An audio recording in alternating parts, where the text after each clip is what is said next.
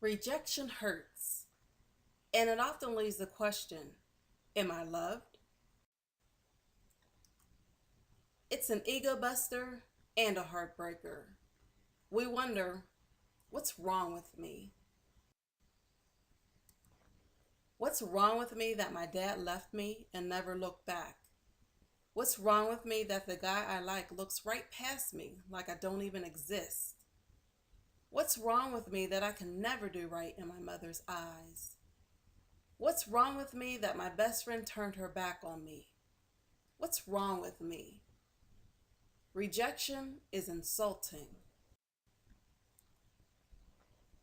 To be rejected is to have someone refuse to validate my thoughts, efforts, value, opinions, feelings, and needs.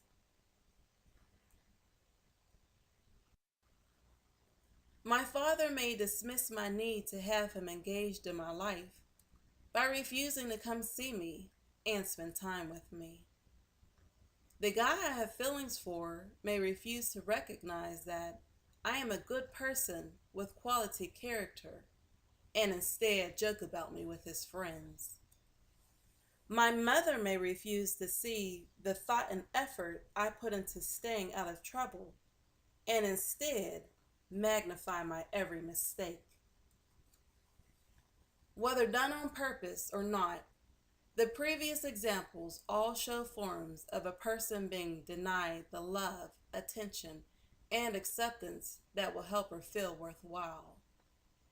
Rejection leaves a void, an emptiness, a hole that causes emotional pain, physical discomfort, and leaves a stain of self-doubt.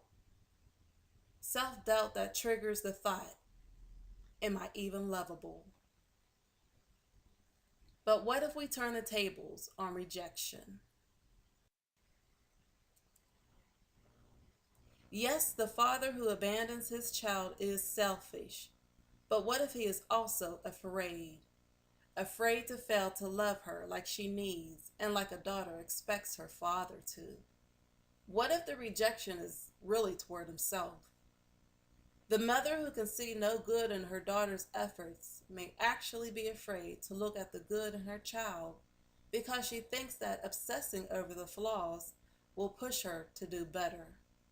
And she possibly assumes that she may fail her daughter if she lets up on her. The rejection really becomes about the mother.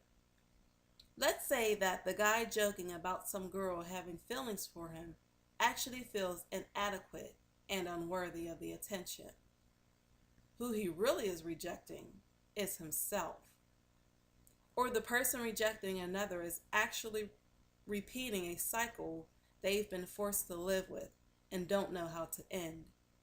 In such a case, if you are at all familiar with empathy, you would be able to know how broken that individual is and how sad his or her life really is.